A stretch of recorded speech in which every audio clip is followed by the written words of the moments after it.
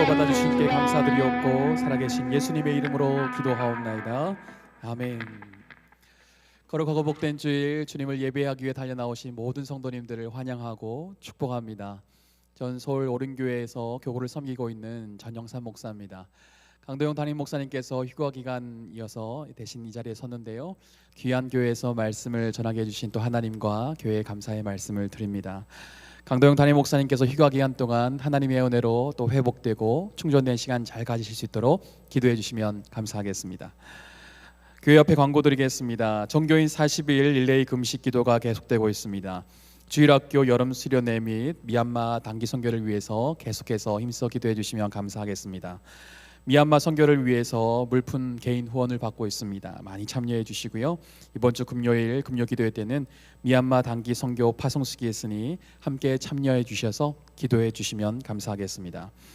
교회 정관 내용 중 임직자 선거에 관한 규정을 새로 마련했습니다. 다음 주일에 규정에 대한 공동의회 투표를 진행하니 다 참여해 주시면 감사하겠습니다.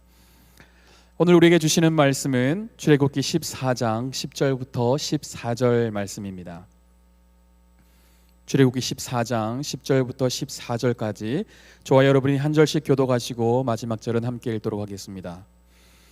바로가 가까이 올 때 이스라엘 자손이 눈을 들어 본즉 애굽 사람들이 자기들 뒤에 이른지라 이스라엘 자손이 심히 두려워하여 여호와께 부르짖고 그들이 또 모세에게 이르되 애굽에 매장지가 없어서 당신이 우리를 이끌어내어 이 광야에서 죽게 하느냐 어찌하여 당신이 우리를 애굽에서 이끌어내어 우리에게 이같이 하느냐 우리가 애굽에서 당신에게 이른 말이 이것이 아니냐 이르기를 우리를 내버려 두라 우리가 애굽 사람을 섬길 것이라 하지 아니하더냐 애굽 사람을 섬기는 것이 광야에서 죽는 것보다 낫겠노라. 모세가 백성에게 이르되 너희는 두려워하지 말고 가만히 있어서 여호와께서 오늘 너희를 위하여 행하시는 구원을 보라. 너희가 오늘 본 애굽 사람을 영원히 다시 보지 아니하리. 함께 읽겠습니다. 여호와께서 너희를 위하여 싸우시니니 너희는 가만히 있을지니라. 아멘. 이 시간 드려진 예물과 예배를 위해 함께 기도하시겠습니다. 사랑과 은혜가 풍성하신 하나님, 한 주간도 우리 삶 가운데 함께하여 주시고 또 은혜 가운데 지켜보아여 주시다. 거룩하고 복된 주일 주님의 존전에 나와 하나님을 예배할 수 있도록 인도하여 주심을 감사합니다.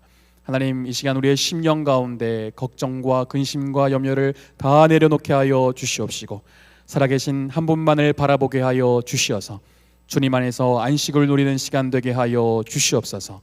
우리의 영혼을 열어주시어서 주님의 음성을 듣는 시간 되게 하여 주시옵시고 우리의 믿음이 더욱더 경고케 되어지는 은혜의 시간 될 수 있도록 성령이여 역사하여 주시옵소서. 이 시간 우리의 마음과 정성을 다해 귀한 예물을 올려드립니다. 하나님 앞에 구별된 것을 드린 모든 심령과 가정 위에 하늘의 신령한 복과 땅의 기름진 복을 허락하여 주시옵소서. 오늘도 주님의 얼굴 구하는 모든 성도님들 심령 위에 가정 위에 구원의 강물이 흘러넘치게 하여 주시옵시고 생업에도 복을 주시며 날마다 주님의 손으로 붙들어 주시어서 평생 주의 영광 위에 사는 은혜가 있게 하여 주시옵소서. 우리의 구원이요 생명 되신 예수 그리스도의 이름으로 기도하옵나이다. 아멘. 모든 사람들은 이 땅을 살아가면서 위기를 경험할 때가 있습니다. 위기가 무엇입니까? 한글 사전에 보면 위기란 위험한 고비나 시기라고 나와 있습니다. 대부분의 사람들은 이 땅을 살아가면서 좋은 일들이 가득하기를 바라죠.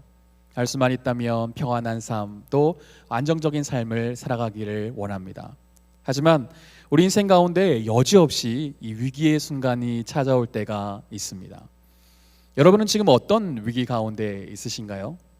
개인적으로는 건강의 위기, 또 관계의 위기, 재적인 위기를 경험할 수 있을 것입니다. 국가적으로는 경제적인 위기, 안보의 위기, 근래와 같은 자연재해의 위기에 처할 수도 있겠죠.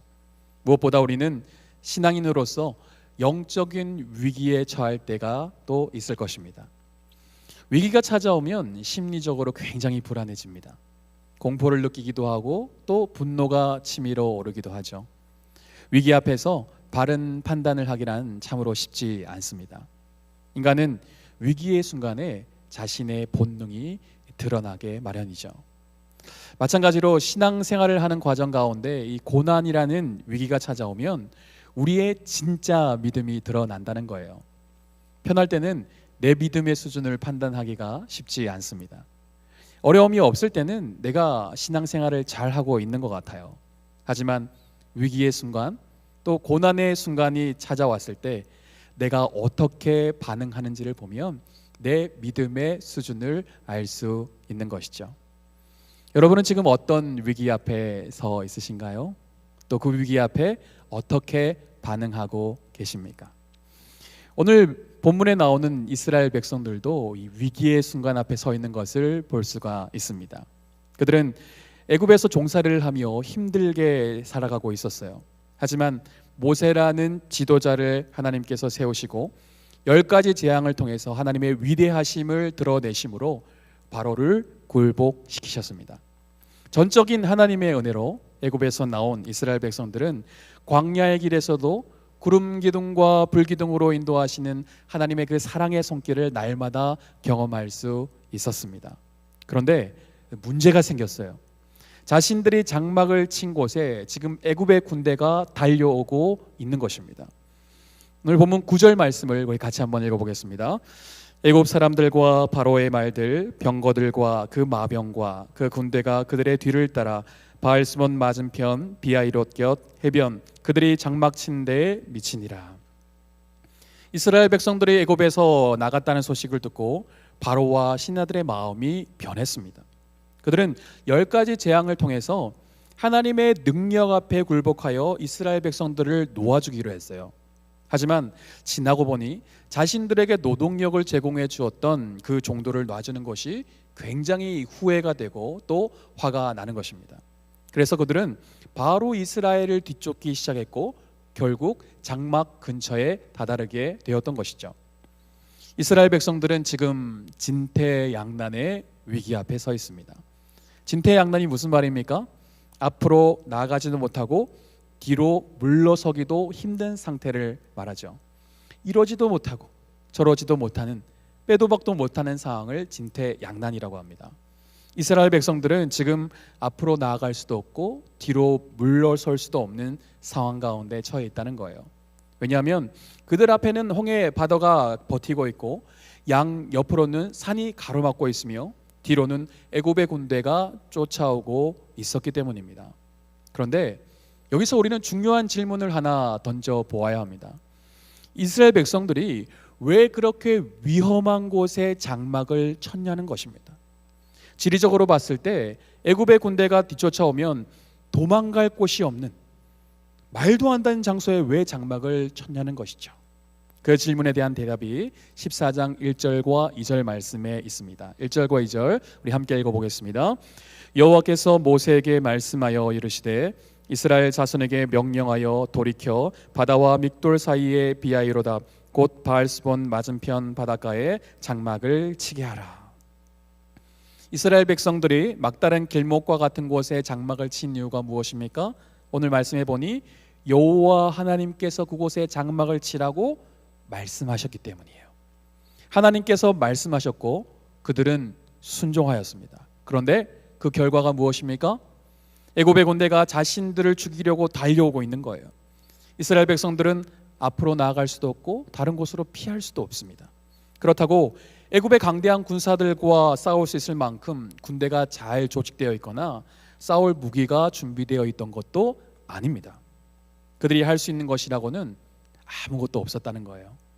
하나님 말씀에 순종해서 그곳에 장막을 쳤는데 그곳이 오히려 위기의 장소가 되어버린 것입니다. 우리도 신앙생활을 하면서 얼마든지 이런 일들을 경험할 수 있습니다. 하나님 말씀에 순종했는데 어려움이 찾아오더라는 거예요. 예배의 자리로 믿음으로 나아갔는데 남편의 핍박이 심해질 수 있다는 것입니다. 영혼을 사랑하라고 말씀하셔서 순종했는데 그 사람이 나를 배신하기도 하고 또 나에게 상처를 줄 수도 있는 것입니다. 하나님 나라와 교회를 위해 열심히 봉사하고 헌신하고 있는데 이 질병의 문제가 나를 찾아올 수 있다는 것이죠. 하나님의 뜻대로 행했는데 내가 감당할 수 없는 힘든 문제가 우리 인생 가운데 얼마든지 찾아올 수 있다는 것입니다. 그렇다면 하나님께서 왜 이런 위기의 상황으로 이스라엘 백성들을 몰아 넣으셨을까요? 많은 신앙인들의 질문이 이것이 아닙니까? 주님을 위해 살아가고 있는데 왜 내 삶 가운데 고난이 찾아오느냐는 것입니다. 이만하면 신앙생활 잘하고 있다고 생각하는데 왜 절망적인 문제가 내 가정 가운데 찾아오느냐는 거예요. 그 이유는 결론에서 말씀드리겠습니다. 그렇다면 이 위기의 문제가 찾아왔을 때 이스라엘 백성들이 어떻게 반응했는지 우리 함께 알아보겠습니다. 애굽의 군대가 자신들을 죽이려고 달려올 때 이스라엘 백성들이 어떻게 반응했습니까? 첫 번째는요, 심히 두려워했다는 거예요. 10절 말씀을 우리 함께 읽어보도록 하겠습니다.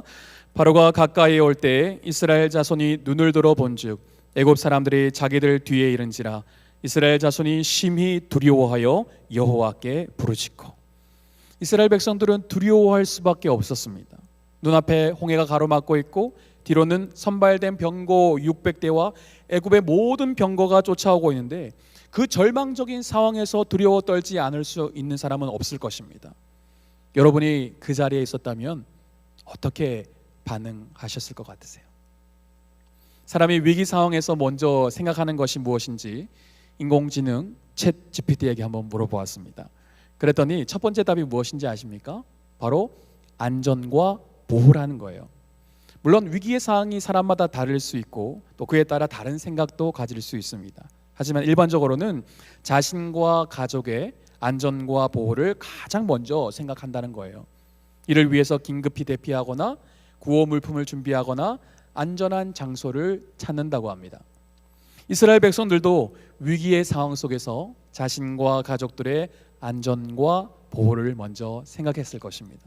그런데 대피할 수 있는 것도 없고 또 가족의 안전을 위해서 할 수 있는 것이라고는 아무것도 없었다는 것이죠.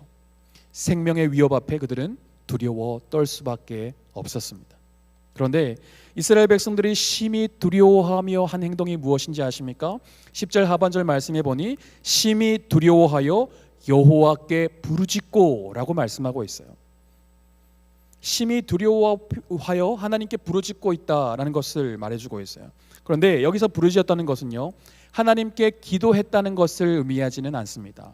다음 구절의 내용과 연관해서 볼 때 여기에 나오는 이 부르짖음이란 단어는 절망적인 상황에 대한 탄식이요, 고통스러운 상황으로 인한 부르짖음이라고 할 수가 있습니다. 갑작스러운 고난으로 말미암아 너무 두렵고 힘든데 내일부터 당장 새벽 기도 나가야겠다, 금요 기도에 나가서 열심히 기도해야겠다, 그런 생각이 잘 드시던가요? 교회를 오래 다닌 사람이라 할지라도 두려움이 엄습하면 기도하기라는 참 쉽지 않습니다. 사단은 이 두려움이라는 감정을 이용해서 우리를 무너뜨리려고 해요. 두려움에 사로잡혀서 하나님께 나아가지 못하게 막습니다. 두려움에 붙잡혀 말씀에 순종하지 못하게 만드는 거예요. 이 두려움은 하나님이 원하시는 마음이 아닙니다. 디모데후서 1장 7절에 보면 이렇게 말씀하고 있습니다. 같이 읽어볼까요? 하나님이 우리에게 주신 것은 두려워하는 마음이 아니요 오직 능력과 사랑과 절제하는 마음이니. 아멘. 우리가 위기의 순간이 찾아올 때 얼마든지 우리의 어려운 마음을 하나님께 아뢰일 수 있습니다. 부르짖을 수 있어요. 하지만 그 부르짖음이 신세 한탄으로 끝나서는 안 된다는 것입니다. 오늘 시간 두려움이라는 장애물을 극복하고 기도의 자리까지 나아가 승리의 깃발을 걷는 저와 여러분 되시기를 주님의 이름으로 축복드립니다. 위기 앞에 이스라엘 백성들이 어떻게 반응했습니까? 두 번째는요, 원망과 불평을 했다는 거예요. 이스라엘 백성들은 모세를 향해서 원망과 불평을 쏟고 있는 것을 볼 수 있습니다. 오늘 본문 11절과 12절 말씀을 함께 읽어보겠습니다. 그들이 또 모세에게 이르되 애굽에 매장지가 없어서 당신이 우리를 이끌어내어 이 광야에서 죽게 하느냐? 어찌하여 당신이 우리를 애굽에서 이끌어내어 우리에게 이같이 하느냐? 우리가 애굽에서 당신에게 이른 말이 이것이 아니냐? 이르기를 우리를 내버려 두라. 우리가 애굽 사람을 섬길 것이라 하지 아니하더냐? 애굽 사람을 섬기는 것이 광야에서 죽는 것보다 낫겠노라. 이스라엘 백성들은 지금의 상황을 받아들이기가 너무 힘들었던 것이죠. 그래서 모세를 원망합니다. 모든 잘못을 모세에게 돌리고 있어요. 이렇게 죽게 될 것 같으면 차라리 애굽에서 종살이 하는 게 더 나았겠다, 그렇게 원망하고 있는 것입니다. 절망스러운 일이 찾아오면 사람은 원망하고 불평하게 되어 있어요. 왜 나에게 이런 고난이 찾아왔는지 하나님을 향해서 원망하기도 합니다. 그리고 지금껏 여기까지 오게 만들었던 그 누군가에게 불평을 쏟아내기도 하죠. 지금까지 건강하게 잘 지냈는데 질병이 찾아오면 두려움이 엄습할 수밖에 없어요. 뿐만 아니라 왜 지금 이런 일이 나에게 일어나는지 한탄할 수밖에 없습니다. 가족 간의 갈등과 다툼이 일어나고 재정적인 문제가 생기고 내가 간절히 바라던 일들이 이루어지지 않으면 우리는 원망하고 또 불평하는 거예요. 그런데 원망과 불평은 하나님을 바라보지 못하게 만듭니다. 하나님의 마음을 잃어버리게 만들어요. 자꾸 자신에게 초점이 맞춰지게 만듭니다. 지금의 내 상황, 내 형편, 내 감정에 집중하게 만드는 것이죠. 철저히 나 중심적으로 만들어 버리는 것입니다. 여러분, 왜 나만 겪는 고난이냐고 라는 그 찬양 아시죠? 이 찬양의 앞소절에는 이런 가사가 있습니다. 우리 같이 한번 읽어보면 좋을 것 같아요. 왜 나만 겪는 고난이냐고 불평하지 마세요. 고난의 뒤편에 있는 주님이 주실 축복 미리 보면서 감사하세요. 왜 이런 슬픔 찾아왔는지 원망하지 마세요. 당신은 이런 것보다 주님께 받은 은혜 더욱 많음에 감사하세요. 아멘. 지금의 고난만을 바라보면 우리는 불평할 수밖에 없을 것입니다. 내가 이런 것에만 집중하게 되면 원망할 수밖에 없다는 거예요. 앞에는 홍해라는 거대한 벽이 펼쳐져 있고 뒤에는 애굽의 군사들이 몰려오는 모습을 보니 이스라엘 백성들은 두려워하며 원망하며 불평할 수밖에 없었다는 것입니다. 이스라엘 백성들은 이러한 모습은 오늘 이 시대를 살아가는 우리의 모습과 참 많이 닮아 있다라는 그런 생각이 들어요. 하지만 하나님은 그 두려움과 원망이라는 감정 속에 주저앉아 있기를 원치 않으십니다. 문제만 바라보고 그 문제에 사로잡혀 있기를 원치 않으세요. 그렇다면 이 위기의 순간이 찾아왔을 때 하나님께서 원하시는 반응은 무엇일까요? 모세는 이스라엘 백성들과 같은 상황에 처해 있었지만 눈에 보이는 것에 흔들리지 않았다는 것입니다. 눈앞에 펼쳐진 상황은 똑같이 절망적인 상황이에요. 거기에다 백성들까지 자신을 향해 비난과 원망의 화살을 쏘고 있습니다. 웬만한 지도자라면 마음이 무너져 내리지 않았을까요? 모든 것을 다 포기하고 싶지 않았을까요? 하지만 모세는 오히려 이스라엘 백성들에게 믿음의 고백을 하고 있는 것을 볼 수 있습니다. 믿음으로 선포하는 것을 볼 수 있습니다. 모세가 선포하는 이 말들이 절망과 좌절 가운데 무너져 있는 오늘 우리에게 주시는 위로의 메시지요, 소망의 메시지인 줄로 믿습니다. 그렇다면 이 위기의 순간이 찾아왔을 때 믿음의 사람은 어떻게 반응해야 할까요? 첫 번째로요, 두려워하지 말아야 된다는 것입니다. 13절 상반절 말씀 같이 한번 읽어보겠습니다.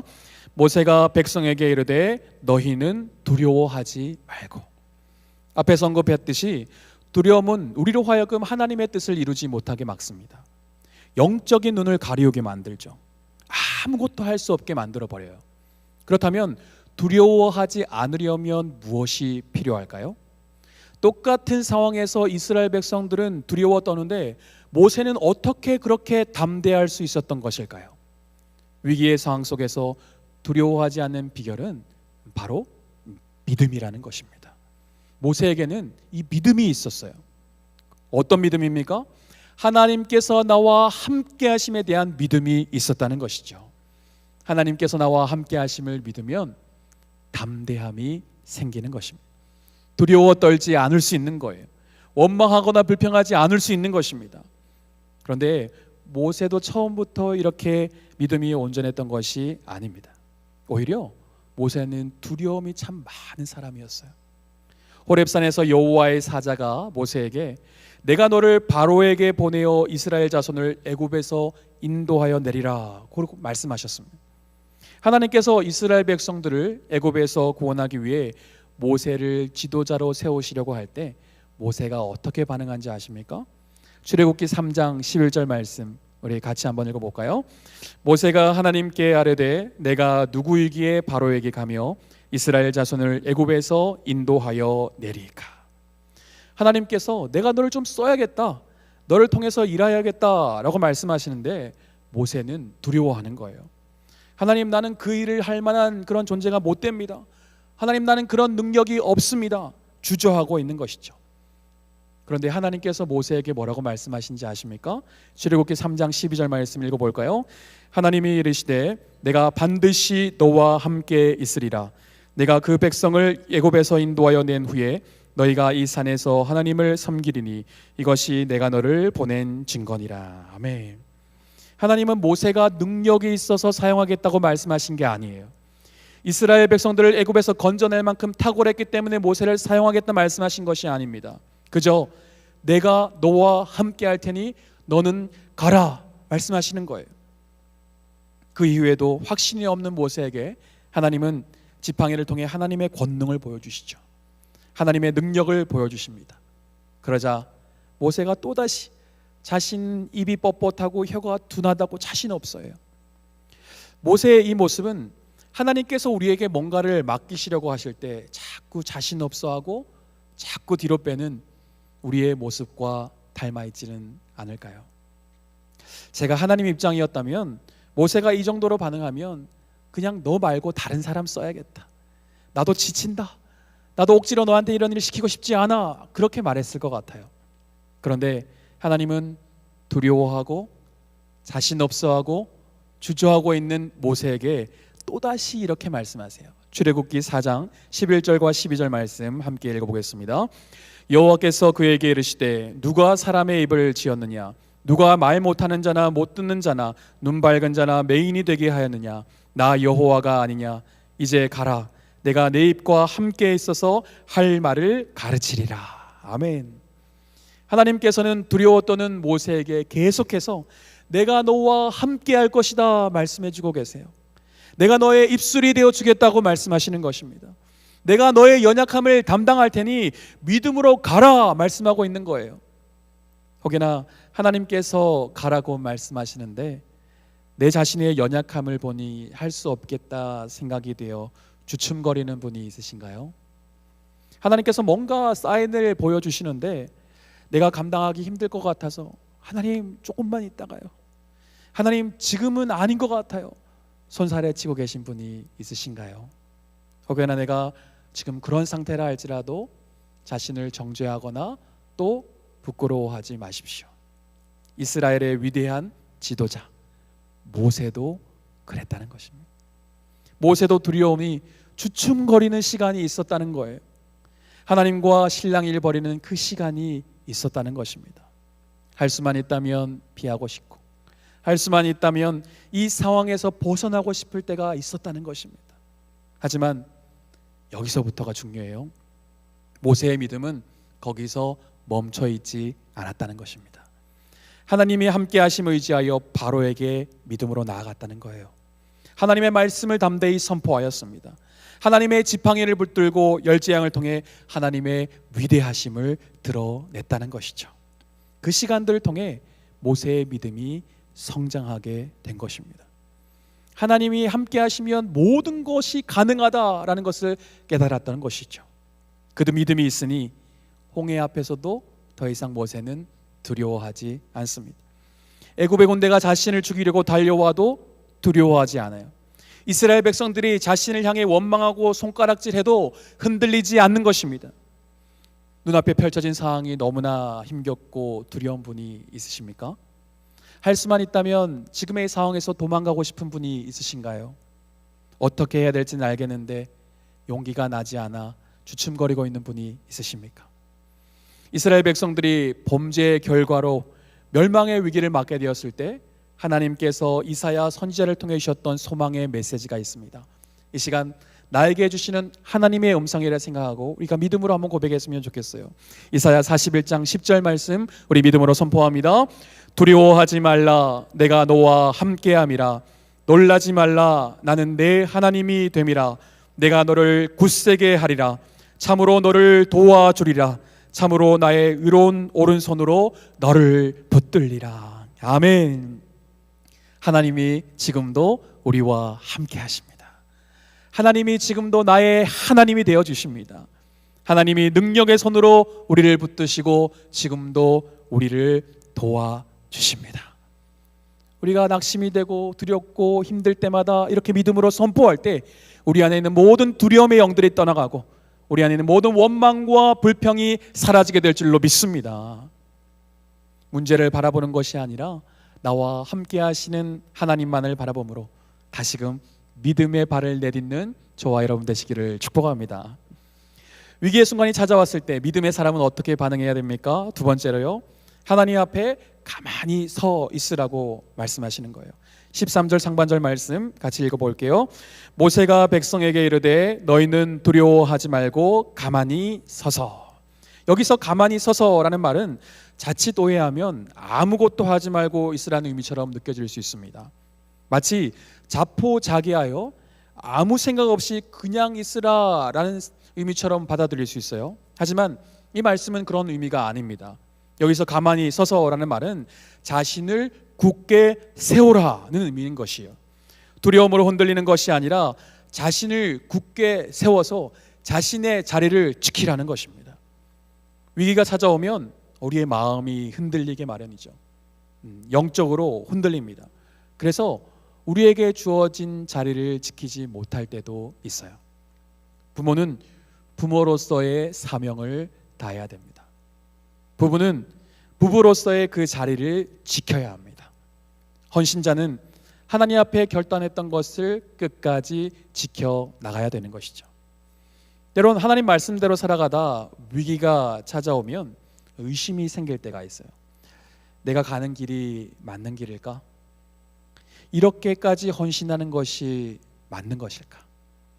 내가 이런 수모를 당하는데 끝까지 인내하고 견뎌야만 할까? 하나님은 그 순간에 말씀하시는 것입니다. 가만히 서서 너의 그 의심을 내려놓으라는 것입니다. 너의 그 생각과 마음을 내려놓으라는 거예요. 이럴까 저럴까 고민하지 말고 끝까지 사명의 자리에 굳게 서 있으라는 것입니다. 하나님께서 우리에게 가만히 서 있으라는 이유가 무엇입니까? 오늘 본문 14절 말씀 같이 읽어볼까요? 여호와께서 너희를 위하여 싸우시리니 너희는 가만히 있을지니라. 아멘. 여호와께서 우리를 위하여 싸워 주시겠다는 거예요. 하나님께서 왜 가만히 있으라고 합니까? 하나님께서 우리를 대신하여 싸워서 이겨 주시겠다는 거예요. 예를 한번 들어볼까요? 드라마에서 연인이 길을 걷다가 깡패가 다가오면 보통 남자가 어떻게 얘기합니까? 넌 뒤에서 아무것도 하지 말고 가만히 있어. 무슨 의미입니까? 내가 널 위해서 싸울 테니 넌 나만 믿고 기다리고 있어 라는 그런 의미죠. 여자가 불안해서 어떻게 가만히 있어? 그렇게 하면 남자가 뭐라고 합니까? 오빠만 믿어. 그렇게 얘기하죠. 이 말은 내가 멋지게 싸워서 이기고 올 테니 아무것도 두려워하지 말고 그 자리에 서 있으라는 거죠. 물론 드라마이기 때문에 가능합니다. 실제로 연인이 길을 가다가 깡패가들이 다가오면 어떻게 합니까?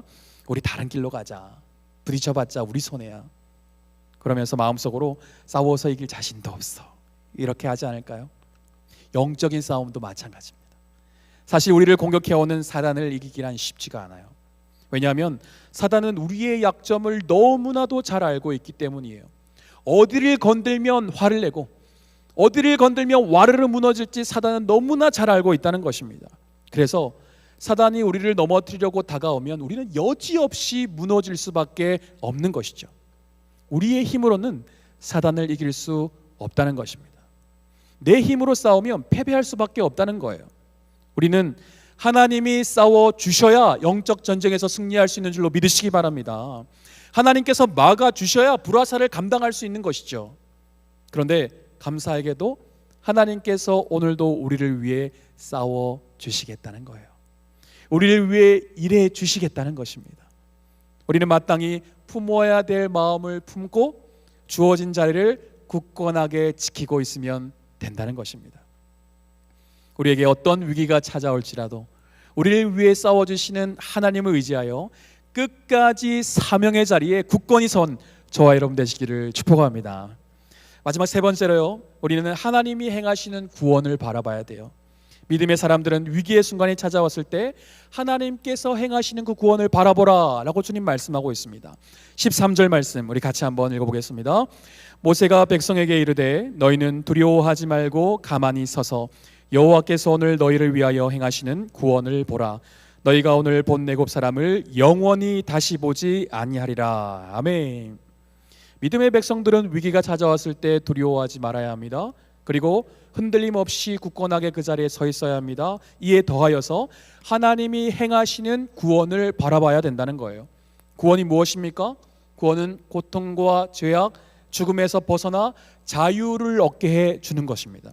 그렇다면 이 구원은 누가 주시는 것입니까? 바로 여호와 하나님께서 주시는 거예요. 사람이 할 수 있는 영역이 있고요, 또 하나님만이 하실 수 있는 영역이 있습니다. 우리가 해야 될 일은 최선을 다해서 해야 돼요. 예를 들면 이런 것입니다. 건강 관리를 잘하는 것은 우리가 해야 될 일입니다. 성경은 우리의 몸을 주님의 성전이라고 말씀하고 있어요. 주님의 몸된 성전을 안팎으로 잘 관리하는 것은 우리가 마땅히 해야 될 역할이죠. 하지만 인간의 생사는 하나님의 손에 있는 것이기에 하나님께 맡겨 드려야 하는 것이죠. 구원의 문제도 마찬가지입니다. 한 영혼을 위해서 기도하고 복음의 씨앗을 뿌리고 사랑으로 섬기는 것은 마땅히 우리가 해야 될 일입니다. 하지만 그 영혼을 구원할 수 있는 것은 오직 하나님만이 하실 수 있는 일이라는 것입니다. 가족의 구원을 위해 오랫동안 기도하는 분들이 있으실 겁니다. 지금 당장 응답되지 않을지라도 기도를 멈추지 마십시오. 10년, 20년 그렇게 오래 기도했는데 아무런 응답이 없어서 낙심 가운데 있는 분들이 있으신가요? 오랫동안 기도해도 안 되니 영적인 침체까지 찾아온 분들이 있으십니까? 우리는 변화되지 않는 그 가족의 모습에만 주목해서는 안 된다는 거예요. 하나님은 보이지 않는 가운데 지금도 우리를 위해 일하고 계신 분이심을 믿으시기 바랍니다. 내가 볼 수 없고 또 내가 느낄 수 없을지라도 하나님은 지금도 우리의 기도를 듣고 계시며 지금도 그 영혼의 삶에 하나님의 일을 행하고 계시는 것입니다. 우리가 해야 할 일은 낙심하고 좌절하는 것이 아니에요. 우리가 할 수 있는 데 최선을 다하는 것입니다. 그리고 그 이후에는 하나님께 모든 것을 맡겨 드려야 되는 것이죠. 구원자 되시는 하나님께 우리 부모님의 영혼, 우리 남편과 아내의 영혼, 우리 자녀들의 영혼을 맡겨 드리는 것입니다. 하나님은 하나님의 때에 하나님의 일을 이루십니다. 하나님의 구원은 나의 타이밍이 아니라 하나님의 타이밍에 이루시는 것입니다.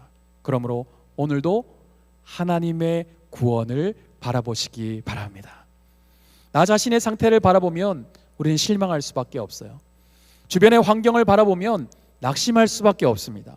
우리가 바라보아야 할 것은 하나님이 우리를 행하시는 구원이라는 것이죠. 하나님은 반드시 죄와 사망에서 우리를 구원해 주십니다. 질병과 고통에서 우리를 건져 주십니다. 모든 얽매인 것과 묶인 것에서 우리를 자유케 주십니다. 하나님의 때를 기다리며 믿음으로 하나님의 행하신 일들을 바라보는 저와 여러분 되시기를 주님의 이름으로 축복합니다. 자, 지금까지 위기의 순간에 믿음의 사람들이 어떻게 반응해야 될지에 대해서 나누었습니다. 그렇다면 서두에 드렸던 질문을 다시 한번 던져보겠습니다. 우리를 두렵게 만드는 위기의 문제를 우리는 어떻게 바라보아야 할까요? 우리에게 찾아오는 고난의 문제를 우리는 어떻게 받아들여야 할까요? 하나님께서는 이스라엘 백성들로 하여금 막다른 골목에 장막을 치게 하셨습니다. 그리고 바로의 마음을 완악하게 하셔서 이스라엘 백성들을 뒤쫓아가게 만드셨어요. 그 이유가 무엇일까요? 4절 말씀 우리 같이 한번 읽어보겠습니다. 내가 바로의 마음을 완악하게 한즉 바로가 그들의 뒤를 따르리니 내가 그와 그의 온 군대로 말미암아 영광을 얻어 애굽 사람들이 나를 여호와인 줄 알게 하리라 하시매. 아멘. 하나님은 자신의 영광을 위해서 이 일을 행하셨다라고 말씀하고 있어요. 하나님은 고난이라는 도구를 통해서 하나님의 영광을 드러내신다고 말씀하고 있는 것입니다. 환난이라는 도구를 통해 하나님의 하나님 되심을 보여주신다고 말씀하고 있는 거예요. 그렇다면 고난이 찾아올 때 우리는 어떻게 반응해야 될까요? 우리 인생의 고난으로 말미암아 위기가 찾아올지라도 우리는 더 이상 두려워할 필요가 없다는 것입니다. 원망하고 불평할 필요가 없다는 거예요. 왜냐하면 그 고난은 하나님의 영광을 드러내는 도구이기 때문입니다. 하나님의 살아계심을 경험하게 만들어주는 통로라는 것이죠.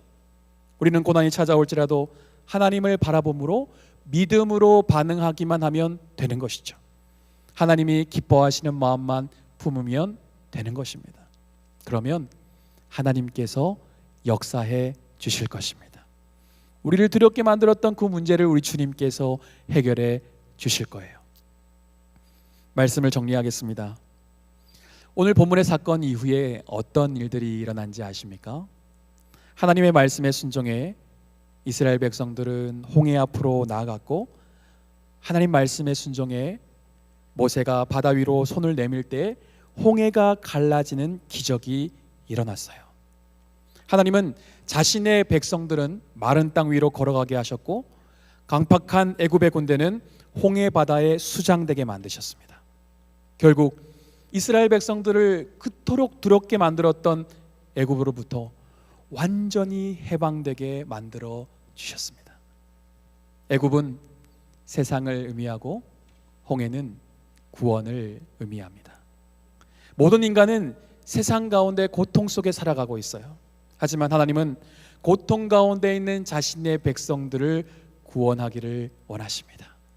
죄악 가운데서 건져주시기를 원하세요. 하나님이 예비하신 저 천성을 향해 나아갈 때 사단은 끊임없이 우리를 무너뜨리려고 하죠.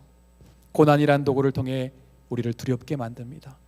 문제만 바라보며 문제에 함몰되게 만들어요. 하지만 우리는 고난이라는 문제가 찾아올 때 그 문제를 바라보는 것이 아니라 하나님을 바라봐야 하는 것이죠. 하나님을 바라보면 두려움이 사라지게 되어 있습니다. 하나님을 바라보면 지금의 자리에 굳건히 서서 하나님이 행하실 일들을 기대할 수 있게 만들어 주시는 것입니다. 하나님이 왜 우리에게 고난을 허락하셨습니까? 왜 위기의 상황에 맞닥뜨리게 하십니까? 하나님의 영광을 드러내기 위해서예요. 하나님의 능력을 경험함으로 우리의 믿음이 성장하길 원하시기 때문입니다. 31절 말씀 우리 같이 한번 읽어볼까요? 이스라엘이 여호와께서 애굽 사람들에게 행하신 그 큰 능력을 보았으므로 백성이 여호와를 경외하며 여호와와 그의 종 모세를 믿었더라. 아멘. 하나님의 영광, 하나님의 능력을 본 이스라엘 백성들은 다시금 여호와 하나님을 경외하게 되었습니다. 그리고 여호와 하나님과 모세를 향한 믿음도 다시 회복될 수 있었어요. 그들의 믿음이 한 단계 더 업그레이드 된 것이죠. 사랑하는 성도 여러분, 죽을 것 같은 위기 앞에 처해 있는 분들이 있으신가요? 내가 감당할 수 없는 고난으로 말미암아 두려움에 사로잡혀 있는 분이 있으십니까? 하나님은 지금도 우리와 함께 하시는 분이십니다. 하나님은 지금도 나를 위해 싸워주시는 분이십니다. 우리 앞에 막혀있는 홍해 바다를 가르시며 구원의 은혜를 베풀어 주시는 분이세요. 사랑하는 여러분, 두려워하지 말고 가만히 서서 여호와께서 행하시는 구원을 바라보십시오. 내게 허락하신 고난과 환난을 통해 하나님의 크신 능력을 경험함으로 다시금 여호와를 경외하며 하나님을 향한 믿음이 한 단계 더 성장하는 저와 여러분 되시기를 주님의 이름으로 축원드립니다. 이 시간 우리의 구원자 되신 하나님을 바라보면서 우리 믿음으로 하나님을 찬양하실까요? 보라, 너희는 두려워 말고, 보라 너희는 두려워 말고, 보라 너희를 인도할 나를, 보라 너희는 지치지 말고, 보라 너희를 구원한 나를, 너희를 치던 적은 어디 있느냐, 너희를 억누르던 원수는 어디 있느냐.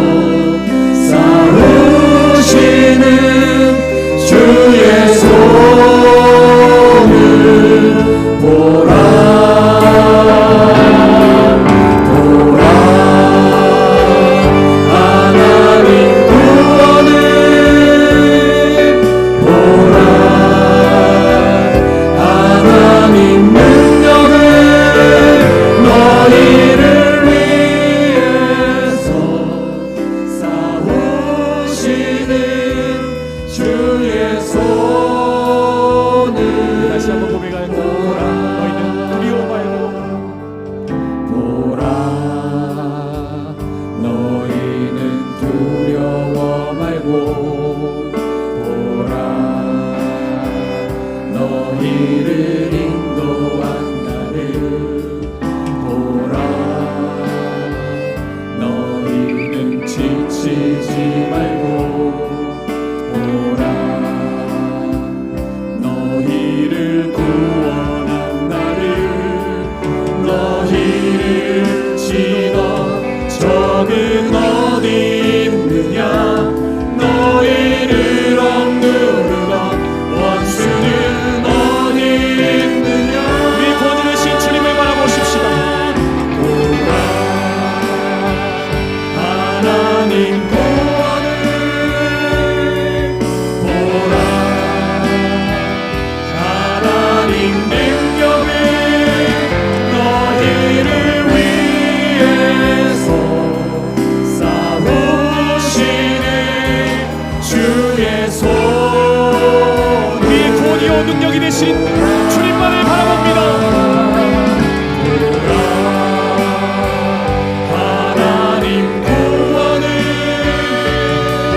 보라 하나님 능력을 너희를 위해서 싸우시는 주의 손을 보라. 이 시간 주신 말씀을 붙들고 함께 기도합시다. 사랑하는 성도 여러분, 갑작스러운 위기의 상황이 찾아오면 우리는 두려울 수밖에 없습니다. 뜻하지 않은 고난이 찾아오면 우리는 원망하고 또 불평할 수밖에 없어요. 호렙산에서 모세도 그랬고 홍해 앞에서 이스라엘 백성들도 그랬습니다. 하지만 하나님은 문제 앞에 우리가 무너져 있기를 원치 않으세요. 문제만 바라보면 두려울 수밖에 없지만 하나님을 바라보면 우리에게 담대함을 주시는 줄로 믿습니다. 문제를 바라보면 한 걸음도 뗄 수 없지만 하나님을 바라보면 믿음으로 전진하게 하실 줄로 믿습니다. 이 시간 우리와 함께 하시며 우리를 싸워주시는 주님을 의지하여 기도합시다. 주여 내게 어떠한 고난이 찾아올지라도 두려워하지 않게 하여 주시옵소서. 주여 내게 어떤 위기가 찾아올지라도 굳건히 서서 사명의 자리를 지키게 하여 주시옵소서. 나와 우리 가정을 위해 행하시는 하나님의 놀라운 구원하심을 바라보게 하여 주시옵소서. 이 시간 주여 한번 부를 거 간절히 기도하시겠습니다. 주여 사랑과 은혜가 풍성하신 하나님 감사합니다. 참으로 좋으신 하나님 아버지 우리의 인생의 가족마다 우리가 동행하시는 하나님 그 하나님 우리가 날마다 바라보며 살아가야 돼. 때론 우리 위에 펼쳐지는 위기와 고난과 그 문제들을 바라보며 낭망하고 쓰러져서 불안해지고 하나님 아버지의 시간 혹은 아버지의 고난 앞에 회개하며 마음이 흔들리고 또 아버지 중심을 아버지의 하나님 영을 쓰러져 있는 영혼들이 있습니다. 두려워 떨고 있는 영혼들이 있습니다. 흘러버리는 영혼들이 있습니다. 이럴까 저럴까 망설이고 있는 영혼들이 있습니다. 하나님의 시간 찾아와 주시옵소서. 이 시간 아버지 주의 긍휼과 자비를 허락하여 주시옵소서. 하나님 이 시간 성령으로 인도하여 주시고 다스려 주시어서 그 마음속에 있는 아픔과 상처를 사라지게 도와주시옵시고 하나님 주님께서 빛비춰 주시고 말미암아 모든 어둠의 영들이 꺼나게 하여 주시옵소서. 그 영들이 떠나게 도와주시옵소서. 다와 함께하게 하여 주시옵소서. 오직 하나님 한 번만 바라보며 믿음을 내려오시도록 은혜를 베풀어 주시기를 간절히 소원합니다. 하나님 아버지 우주를 바라보며 우리가 무너질 수밖에 없지만 살아계신 하나님을 바라보며 사명을 향해 담대히 나가게 하실 줄로 믿습니다. 주여 이 시간 성령의 충만함을 우리에게 베풀어 주시옵시고 하나님 무너져 쓰러진 심령이 예수의 십자가를 다시 일어나게 도와주시옵소서. 다시금 믿음의 길로 달려갈 수 있도록 도와주시옵소서. 다시금 성령의 길로 갈 수 있도록 하나님의 저를 베풀어 주시옵소서. 그래서 아버지 하나님을 나를 사랑하면서 오직 하나님과 하나님을 도와주시옵소서. 주의 손을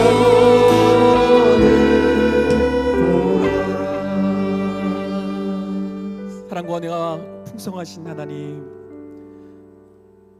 우리의 인생 가운데 뜻하지 않은 고난과 아픔과 역경과 시련이 찾아올 때 우리는 견딜 수 없어 마음 아파하고 또 무너짐을 경험합니다. 힘들고 어려운 상황들 속에 우리가 두려워 떨 수밖에 없고 원망하고 불평할 수밖에 없는 연약한 인간임을 하나님 너무나 잘 아십니다. 하지만 이 순간에도 문제 앞에 무너져 있기를 원치 않으신 하나님께서 이 시간 우리에게 말씀으로 다시 일으켜 세워주시는 줄로 믿습니다. 문제를 바라보면 두려울 수밖에 없지만 살아계신 하나님을 바라보면 담대함을 주시는 줄로 믿습니다. 문제를 바라보면 우리가 무너져 쓰러져 있을 수밖에 없지만 하나님을 바라보면 믿음으로 그 길을 걸어가게 하실 줄로 믿습니다. 하나님, 이 시간 오직 주님 한 분만을 바라보게 하여 주시옵소서. 우리를 위해 행하시는 놀라운 하나님의 구원하심을 바라보게 하여 주시옵소서. 어떠한 시련과 역경이 찾아올지라도 흔들리지 않게 하여 주시옵시고 끝까지 사명의 자리에 서서 주님을 바라보며 달려갈 수 있도록 은혜를 베풀어 주시옵소서. 이 시간 주님을 예배하여 달려나오신 모든 주의 백성들 가정마다 주님의 평안함을 허락하여 주시옵소서. 구원의 강물이 흘러넘치게 하여 주시옵소서. 어떠한 고난이 찾아올지라도 기도로 승리하게 하여 주시옵시고 믿음으로도 견고해지게 하여 주시옵시고 끝까지 주를 위해 살아가는 가정들 될 수 있도록 은총을 베풀어 주시옵소서. 특별히 분당 오륜교회를 축복하여 주시기를 소원합니다. 하나님, 우리 주일학교 여름 수련회와 미얀마 단기 선교를 위해서 기도합니다. 하나님, 우리 다음 세대 아이들 하나님 이번 여름에 하나님을 인격적으로 만나게 하여 주시옵소서. 수련을 통해서 나를 위해 죽으시고 다시 하신 예수 그리스도를 만나는 시간이 되게 하여 주시옵소서. 하나님이 우리 다음 세대가 이 땅의 미래인 줄로 믿사오니 주여 심령마다 찾아가 주시어서 예수 그리스도를 나의 구주로 영접하게 하여 주시옵시고 믿음이 성장하는 여름이 되게 도와주시옵시고 비전을 발견하는 시간 되게 도와주시옵시고 평생 주를 위해 살기를 결단하는 은혜의 수련회가 되게 하여 주시옵소서. 미얀마 단기 선교를 위해서 기도합니다. 하나님 아버지, 필요한 모든 것들을 채워 주시옵소서.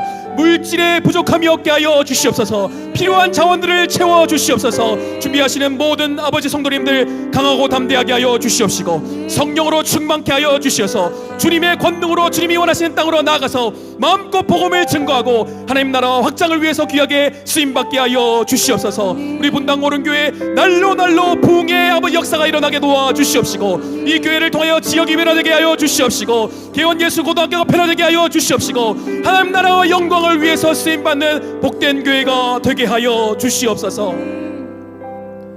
지금은 우리 주 예수 그리스도의 크신 은혜와 하나님 아버지의 영원하신 사랑과 성령 하나님의 위로 교통 충만하심이 문제를 보지 말고 하나님만을 바라보므로 두려워하지 말고 가만히 있어서 여호와께서 행하시는 구원과 능력을 경험하기를 소원하는 모든 주의 백성들 머리 위에 지금부터 영원히 함께 계시기를 축원하옵나이다. 아멘.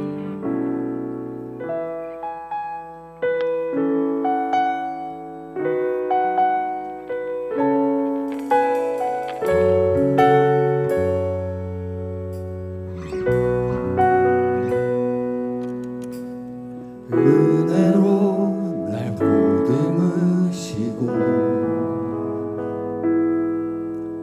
사랑으로 품어주셔도 내 마음 한 자락도 지키지 못하는 이 모습 부끄럽습니다.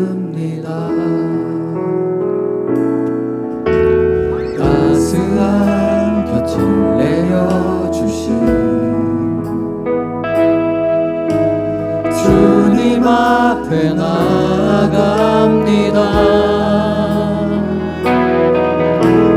표현 못할 긍휼로 나를 붙드시는 주 이름 바라봅니다. 매일 마주할 슬픔을 견뎌나가며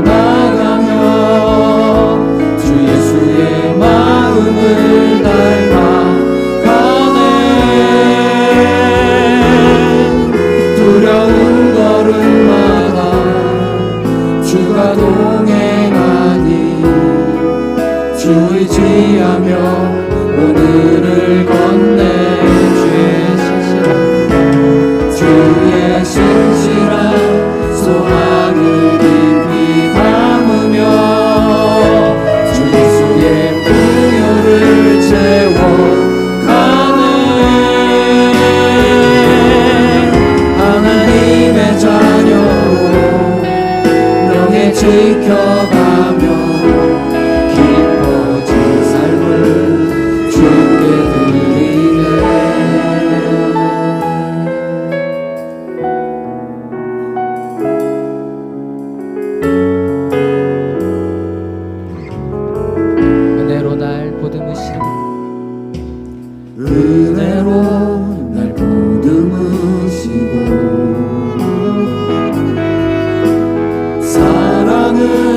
품어주셔도